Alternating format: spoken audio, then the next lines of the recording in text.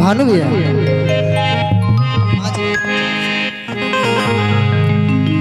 सावन के पावन महीना आ गई बा। सब लोग बाबा की नगरी जाता है। अब भैया से भौजी का कहता नहीं,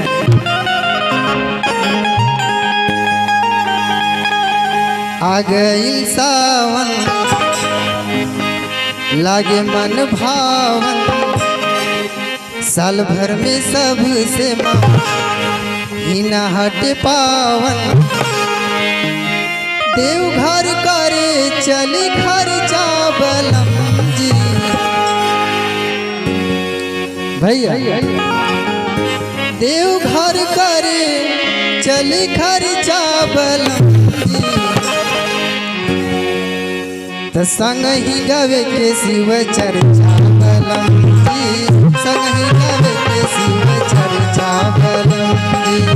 आ गई सावन लागे मन भावन, साल भर में सबसे महीना हट पावन।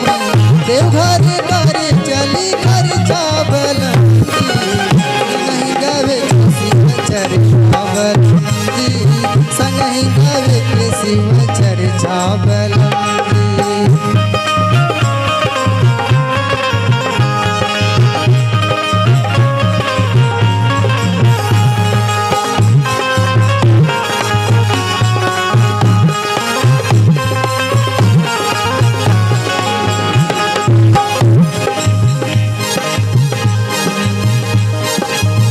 भोला के भक्ति में थकी न शरीरिया, बोल बमो बोलत कट जाई डगरिया। भोला के भक्ति में थकी न शरीरिया, बोल बमो बोलत कट जाई डगरिया। घूमी घूमी बाटल जाई, घूमी घूमी बाटल जाई परिचा बलम जी है। संग ही गवे के शिव चर्चा बलम जी, संग ही गवे के शिव चर्चा बलम जी, संग ही गवे के शिव चर्चा बलम जी।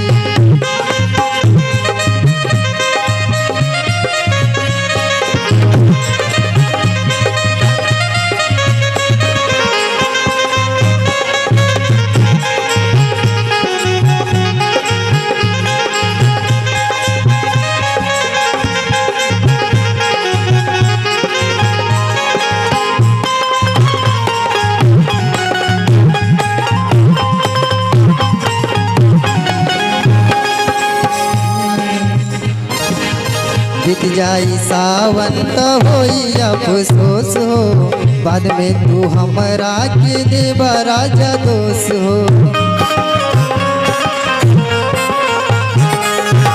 बीत जाई सावन तो होई अफसोस हो, बाद में तू हमरा के देवा राजा दोष हो।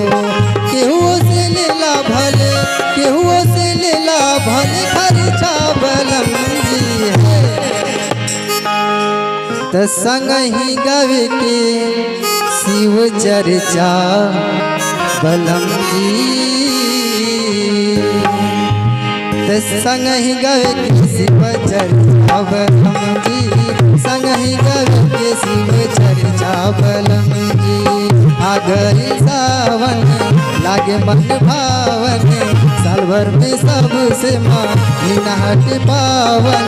देवघर करे चले, देवघर करे चली खर्चा बलम जी, संग ही गावे के शिव चर्चा बलम जी, संग ही गावे के शिव चर्चा बलम जी, संग ही गावे के शिव चर्चा बलम जी, संग ही गावे के शिव चर्चा बलम जी, संग ही गावे के शिव चर्चा बलम।